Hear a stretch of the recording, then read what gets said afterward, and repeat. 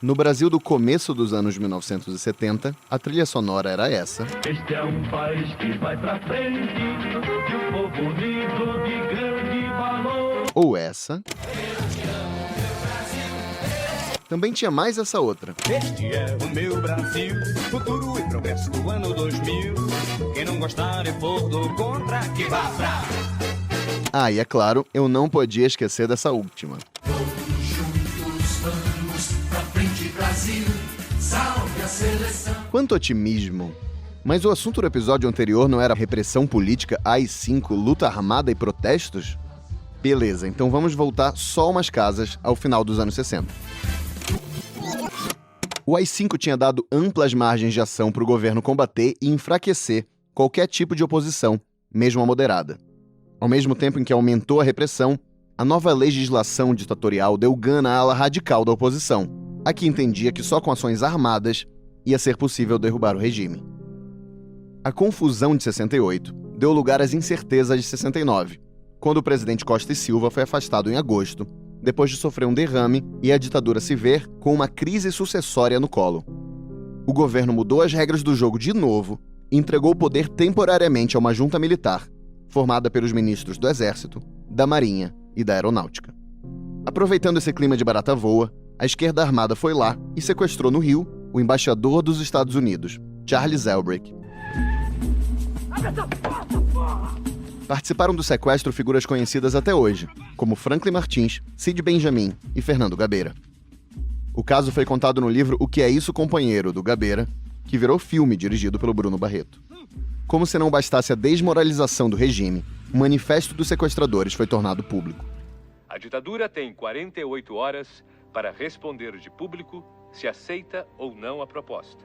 Este prazo não será prorrogado e não hesitaremos em cumprir nossas promessas. Quem quer que permaneça torturando e matando nossos companheiros, é melhor que se prepare. Agora é olho por olho, dente por dente. Assinado, Ação Libertadora Nacional e Movimento Revolucionário 8 de Outubro, MR8. Aí, sob pressão americana e com os holofotes internacionais sobre o Brasil, a ditadura cedeu, libertou e baniu do país os presos. Entre eles, estava o então líder estudantil, José Dirceu. Depois de passar por essa humilhação, a junta militar editou mais um ato institucional, que autorizava a pena de morte ou prisão perpétua no país, em caso de, abre aspas, guerra externa, psicológica, adversa, revolucionária ou subversiva. Fecha aspas. Em seguida, a junta fez uma emenda à Constituição de 67, que consolidou as medidas autoritárias recentes, com um amplo poder ao executivo. O próximo passo do alto comando das Forças Armadas era escolher um novo presidente da República. Nome preferido da cúpula do regime, o general Emílio Garrastazu Médici foi eleito, novamente como candidato único e via Congresso, o presidente do Brasil. Para lidar com esse momento político crítico, o regime botava no comando um sujeito desconhecido da maior parte dos brasileiros, mas que apreciava o AI-5, relativizava a democracia e que estava pronto para liderar a repressão aos inimigos do governo com gosto e convicção, sem as notas de contrariedade dos presidentes anteriores. Pelos cálculos da Comissão Nacional da Verdade, 423 pessoas foram assassinadas ou desapareceram, por razões políticas e sob responsabilidade do Estado, durante os 21 anos do regime militar. Dessas, 307 morreram ou sumiram, de 69 a 74. Durante a maior parte desse período, o presidente do país foi o Médici. A história da presidência dele é de violência e também de crescimento econômico, de popularidade e de nacionalismo. Este é o episódio 19 do Presidente da Semana, podcast da Folha sobre os presidentes brasileiros. Eu sou Rodrigo Vizeu e volto já. Atenção, brasileiros, vai falar o chefe da nação. Trabalhadores do Brasil. O Brasil tem instituições democráticas sólidas. Um presidente que não gosta do poder não pode ser presidente. Com absoluta convicção, eu digo, este país vai dar certo. É do interesse nacional que ponhamos um basta à contra-revolução. Emílio Garrastazu Médici nasceu em Bagé, no Rio Grande do Sul, em 1905, em uma família rica. Assim como Costa e Silva, de quem ele era muito amigo, o Médici estudou no Colégio Militar de Porto Alegre e na Escola Militar do Realengo, no Rio. Também apoiou a Revolução de 30 do Getúlio e combateu a de 32 dos paulistas. A carreira militar dele foi discreta e muito concentrada em seu próprio estado. Na vida pessoal, aquele militar alto, meio curvado, de semblante muito sério, era ainda mais fechado, de poucos amigos e de pouca conversa. Casado com a tão ou mais discreta Cila Médici, ele raramente saía de casa, e sua principal diversão era ir aos estádios com um radinho colado no ouvido. O general gostava mais de falar de futebol do que de política. Ele estava longe de ser aquele típico oficial metido no debate público até o pescoço, tão comum nos anos 50 e 60. Quando estourou o golpe de 64, o Médici estava no comando da Academia das Agulhas Negras, que forma os oficiais do exército.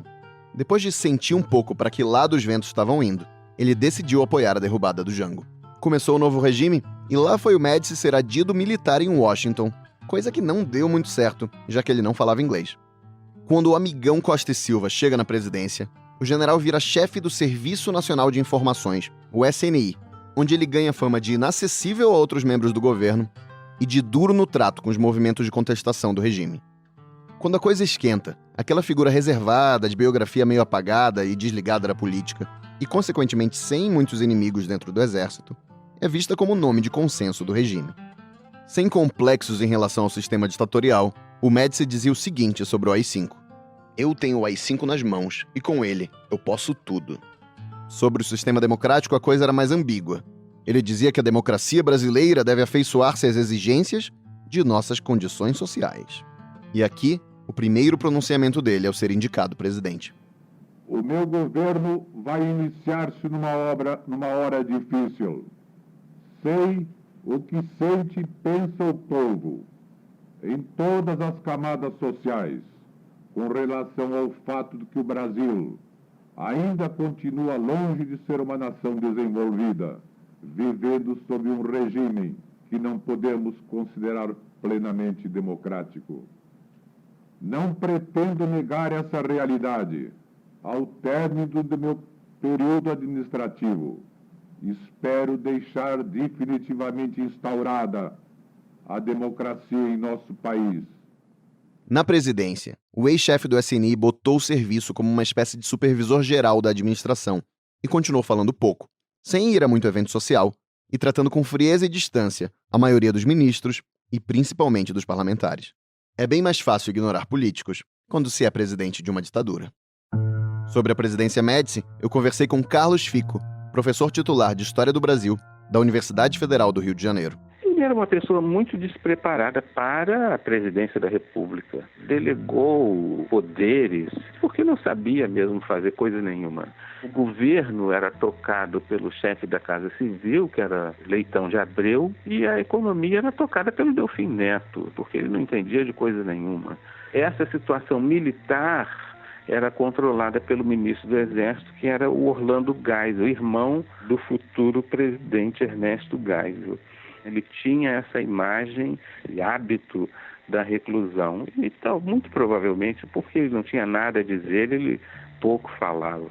E o seu governo foi esse tipo de governo de um presidente muito pouco preparado, teve a sorte de contar com esses ministros que talvez ele tenha sabido escolher, vamos fazer justiça, porque Leitão de Abreu e Delfim Neto conseguiram atuar como verdadeiros primeiros ministros, o Leitão de Abreu governando, né, como um chefe de governo, e o Delfim Neto conduzindo a economia, que por sorte tinha mercado internacional, condições favoráveis, né?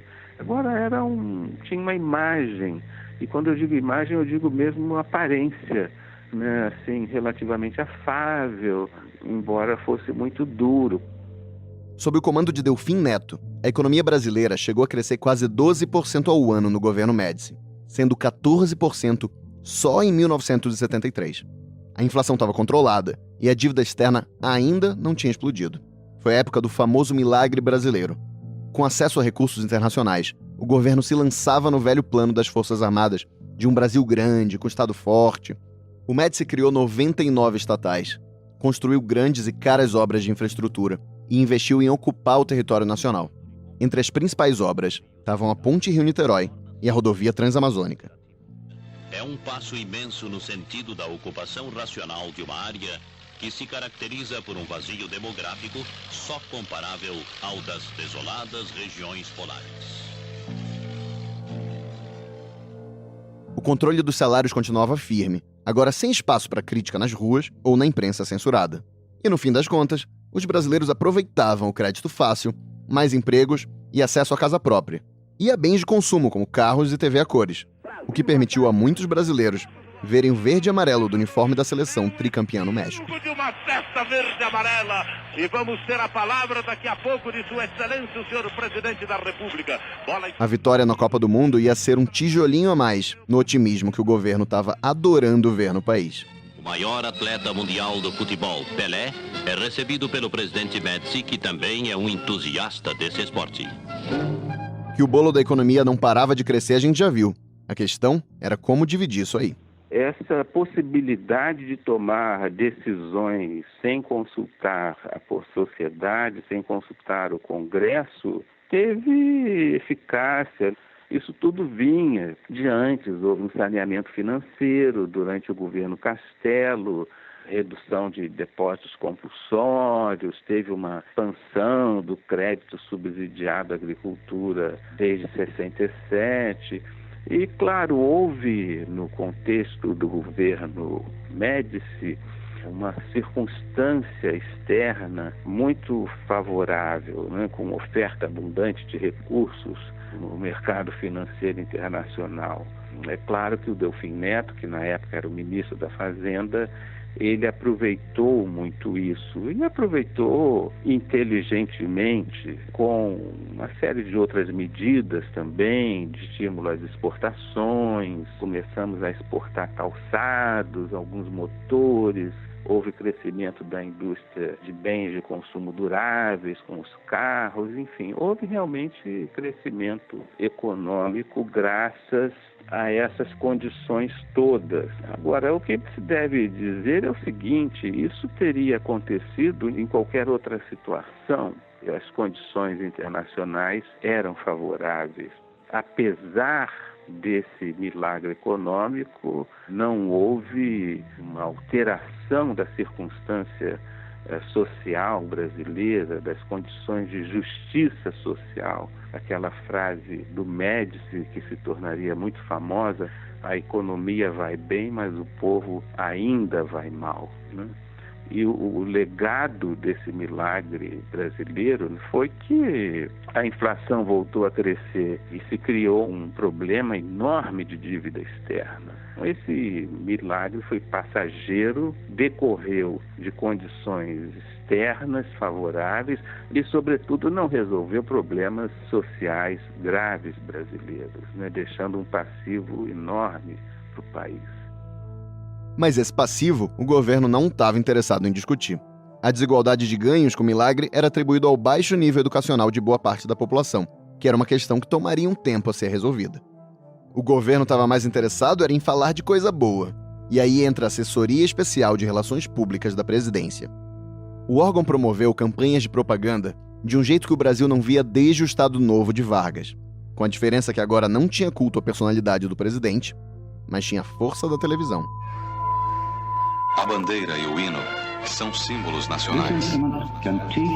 Os símbolos nacionais pertencem a você. Leve a bandeira no dia da pátria. Cante com amor o hino nacional. Otherwise, it's nothing but wires and lights in a box. A ideia era exaltar o nacionalismo, o exército e as qualidades harmônicas do povo brasileiro. Era o tempo de Brasil, ame-o ou deixe-o. Ô pai, o que é nacionalismo, hein? Nacionalismo? É. Bem, deixa eu ver se consigo desenhar nacionalismo pra você. As peças publicitárias tinham de tudo. Desde um narrador com voz meio passivo-agressiva, que lembra o robô HAL 9000, do 2001, Uma Odisseia no Espaço. Vamos festejar o Brasil. O Brasil é feito por nós. E também tinha algumas coisas mais alegres. Quero cantar ao mundo inteiro a alegria de ser brasileiro. A propaganda política durante o governo do Médici foi muito bem sucedida, foi muito bem feita pelo então coronel Otávio Costa, inventou uma propaganda que não parecia propaganda, eram comerciais de televisão, em geral de 1 minuto, muito bem produzidos, com desenhos animados ou mensagens otimistas e música de qualidade, poucas palavras, slogans curtos, a população cantava aquelas músicas, as crianças reproduziam as mensagens.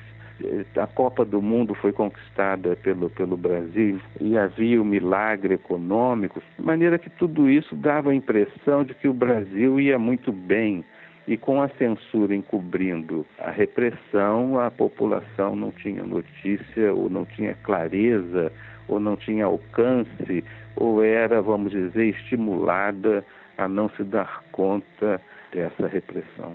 Então foi um auge realmente desse ufanismo, né, dessa versão otimista, disso que eu chamo de utopia autoritária, né, quer dizer, a ideia de que por meios autoritários seria possível transformar o Brasil numa grande potência. Essa era a perspectiva dos militares, né? Os militares não eram meia dúzia de loucos que queriam sair torturando pessoas. Eles tinham essa visão autoritária de que tem, digamos assim, os impedimentos do Congresso, da democracia, poderiam transformar o Brasil numa grande potência.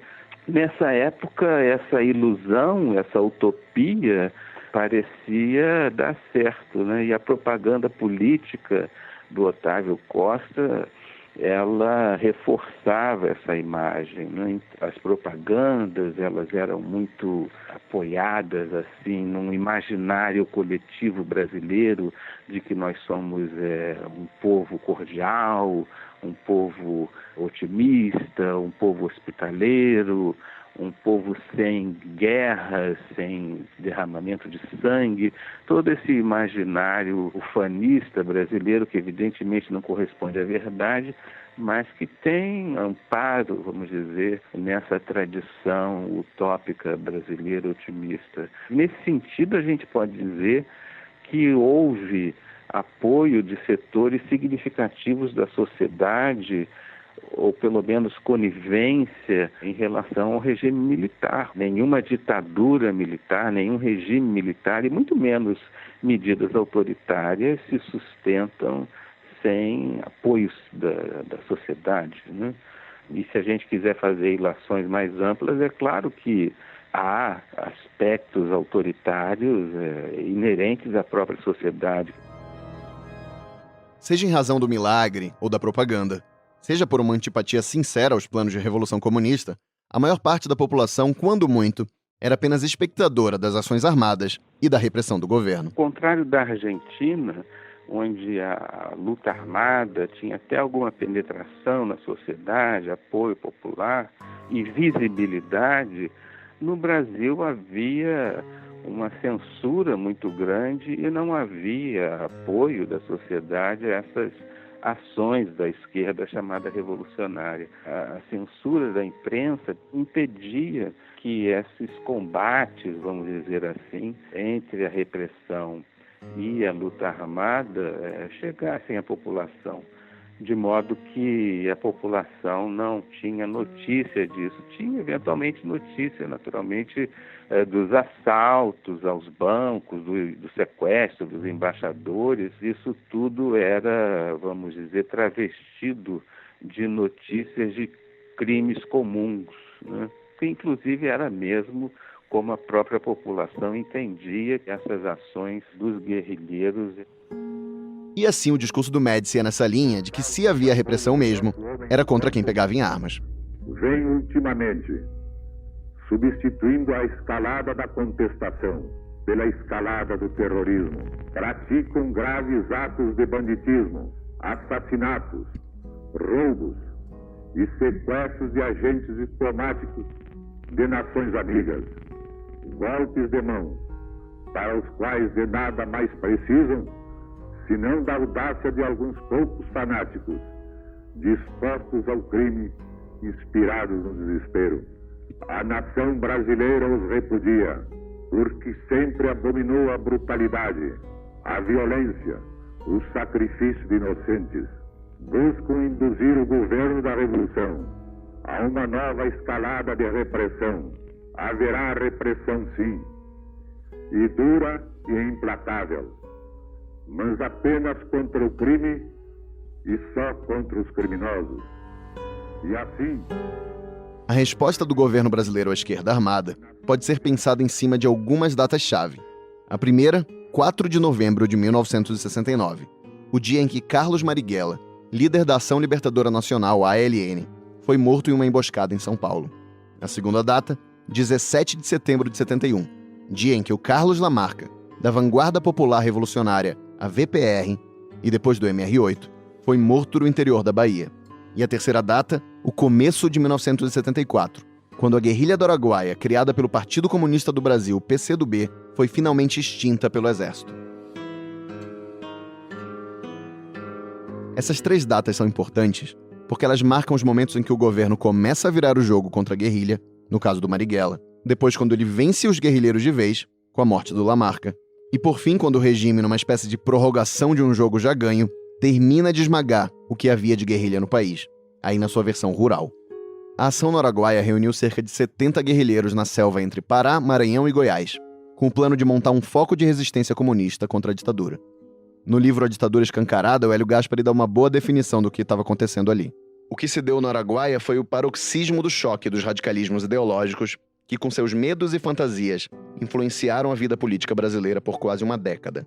A esquerda armada supusera que estava no caminho da Revolução Socialista e a ditadura militar acreditara que havia uma Revolução Socialista a caminho. As mulheres e os homens do PCdoB estavam na floresta desde o começo dos anos 70, mas ainda estavam mal armados e sem a estrutura que tinham planejado quando foram descobertos pelo governo em 72. Sob sigilo, tropas do exército com milhares de soldados fizeram uma série de incursões na mata, inclusive com insucessos, apesar da superioridade militar e numérica. Há relatos de tortura de guerrilheiros e de camponeses suspeitos de ajudar os comunistas. Já sabendo que tinha vencido, o exército lançava sobre as florestas uns panfletos que diziam o seguinte: oferecemos a possibilidade de abandonar a aventura com vida, com tratamento digno e julgamento justo. O Brasil precisa de todos os seus filhos, mesmo daqueles que em alguma época de suas vidas, apesar de movidos por boas intenções, enveredaram por caminhos condenáveis. No final das contas, quem foi capturado foi morto. E mesmo quem se rendeu foi morto. É aquela famosa frase do Golbery dizendo, eu criei um monstro, né? Mas na verdade quem engordou esse monstro foi o Médici. Golbery criou o SMI, mas quem realmente ampliou o sistema foi o Médici. Não só o sistema de informações, que é liderado pelo SMI, mas o sistema de repressão mesmo, que fazia tortura e prisões, que era o sistema DOI-CODE. A guerrilha rural, ele deu uma diretriz de extermínio, né, de realmente matar todos os guerrilheiros lá no Araguaia. Esse sistema chamado DOI-CODE, ele foi implementado a partir de diretrizes presidenciais. Ele tinha uma imagem muito positiva, assim, muito simpática até, mas, na verdade, ele era um militar inclemente. Depois do fim do governo dele, ele deu uma entrevista e disse que foi uma guerra e que se ele não tivesse agido drasticamente, o terrorismo não teria acabado. Então ele foi realmente muito duro. A dureza da ditadura militar valia para os guerrilheiros que pegavam em armas e estavam dispostos a matar e morrer. Mas acabava pegando muita gente pelo caminho. Nessa época morreu o Rubens Paiva, ex-deputado federal do PTB, sem atuação na esquerda armada, que foi preso em casa na zona sul do Rio, torturado e morto. A versão oficial é de que ele fugiu. Também morreu a Zuzu Angel, uma estilista que por anos buscou o corpo do seu filho, este sim, membro da guerrilha. Ela fazia cobranças públicas e insistentes sobre o paradeiro do filho Stuart, até morrer em uma batida de carro. Anos depois, um ex-delegado do DOPS disse que o caso teve a participação da ditadura. As medidas autoritárias criadas pelos atos institucionais e consolidadas pela Constituição faziam com que o governo pudesse muito, embora ele não pudesse tudo. É meio óbvio dizer isso, né? Mas o governo, embora fosse uma ditadura, não tinha autorização para torturar, matar sem processo legal ou sumir com corpos. Ainda assim, é o que faziam agentes da polícia e do exército nas dependências dos quartéis, delegacias e em centros clandestinos. Eu vou deixar que o coronel da Reserva do Exército, Paulo Malhães, conte essa história no depoimento que ele deu em 2014 à Comissão da Verdade. Quantas pessoas o senhor matou? Tantos quanto foram necessários. Quantos o senhor torturou? É difícil dizer a quantidade. A quantidade razoável. Naquela época não existia DNA. Então, quando o senhor vai desfazer de um corpo, quais são as partes que, se acharem o corpo, podem determinar quem é a pessoa? Arcada dentária, digitais. Quebrava os dentes. Quebrava os dentes. Os corpos eram jogados onde? Pela forma mais correta, eles eram jogados no rio. Um mês depois de prestar o depoimento, o Malhães foi encontrado morto, asfixiado em sua casa, na Baixada Fluminense. O número de casos relatados de tortura explodiu no governo Médici. Entre milhares de torturados, esteve a futura presidente da semana, Dilma Rousseff, que atuou nas organizações armadas. E esteve também Crimeia Alice de Almeida, guerrilheira do Araguaia, que contou ter sido torturada grávida no doicode de São Paulo. O primeiro que me espancou foi o major Carlos Alberto Brilhante Lúcio. Agarrou pelos cabelos e começou a me espancar até a salinha de baixo da tortura. Eu passei dia, noite, dia e parte da noite direto interrogatório. E é óbvio que me dava cansaço, eu dormia, cochilava e era acordada com choques elétricos, com espancamento. Nunca me penduraram no pau de arara, que a barriga não permitia. O Ustra chefiou o DOI de 70 a 74, quando passaram pelo local 2.000 presos, com um saldo de 45 mortos e desaparecidos. O militar cresceu na carreira ao longo da ditadura, recebeu do Exército a Medalha do Pacificador e chegou a coronel. Foi beneficiado pela lei da anistia, mas depois foi reconhecido pela justiça como responsável por tortura. Antes de morrer, em 2015, ele disse o seguinte à Comissão da Verdade. Quem deve estar aqui não é o coronel Carlos Alberto Brilhante Lúcio. Quem tem que estar aqui é o Exército Brasileiro. Não sou eu, não, senhor. É o Exército Brasileiro que assumiu, por ordem do Presidente da República, a ordem de combater o terrorismo e sobre os quais eu cumpri todas as ordens. Enquanto viveu, o Ustra coordenou articulações para expor as responsabilidades da guerrilha pela violência durante a ditadura. Como muitos de sua época, ele insistia que o regime se defendia em uma situação de guerra e ressaltava que a esquerda comunista cometeu crimes, matou inocentes e executou inclusive seus próprios pares suspeitos de traição. Para ele, a oposição armada tinha tanto ou mais culpa que o governo nos excessos do período. Isso mesmo diante da reação desproporcional do Estado e do fato de, o Estado ser o Estado, né? Que deveria guardar a lei e não descumpri-la.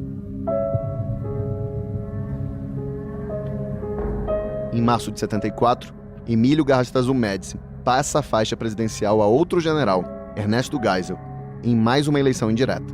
As guerrilhas tinham sido exterminadas, mas a máquina governamental que as exterminou ia continuar existindo. Fora do poder, Médici manteve prestígio militar e político, defendeu o caráter autoritário de seu governo e fez restrições à abertura do regime. Morreu em 1985, aos 79 anos. Eu perguntei ao Carlos Fico qual foi o legado desse presidente. Eu acho que é muito negativo, não só do ponto de vista do chamado milagre brasileiro, que deixou esse passivo tremendo de dívida externa e de inflação e de crescimento da injustiça social e de achatamento do salário, como do ponto de vista simbólico das pessoas que hoje têm a imagem de que a ditadura teve um lado bom ou de que a ditadura valeu a pena. Em grande medida, isso se deve ao governo do Médici por conta desse crescimento econômico artificial baseado em medidas autoritárias e dessa visão ufanista baseada numa propaganda política absolutamente sem sentido, que vendia a imagem de um país pacificado, de mãos dadas e cantando músicas edulcoradas, quando, na verdade, as pessoas estavam sendo torturadas e mortas por um momento terrível não só pela obviedade de ter sido uma ditadura repressiva, mas disso ter sido vendido como o exato oposto, né? Infelizmente, essa imagem, ela não está assente apenas entre as pessoas mais ingênuas, o que a gente poderia até desculpar, a gente poderia até compreender, mas essa ideia, ela está presente inclusive entre pessoas mais ilustradas, que frequentemente diziam, mas professor, então, mas o senhor está negando que foi uma conquista positiva, a ponte, ou a estrada, ou a usina, sei lá eu, sem se darem conta de que essas conquistas materiais, elas se assentam numa trajetória de longa duração e teriam acontecido independentemente de nós termos tido ditadura ou não. Então, acho que o governo Médici foi um momento terrível da história brasileira. Bom, e para encerrar, mais uma música daqueles anos 70 que eu quase ia esquecendo. Ninguém segura mais este país. O Patropi é uma gostosura.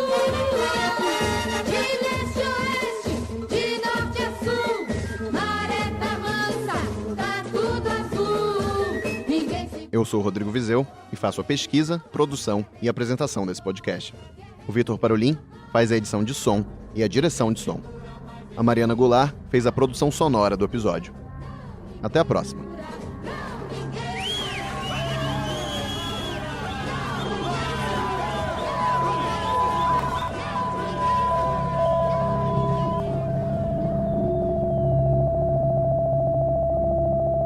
It's nothing but wires and lights in a box.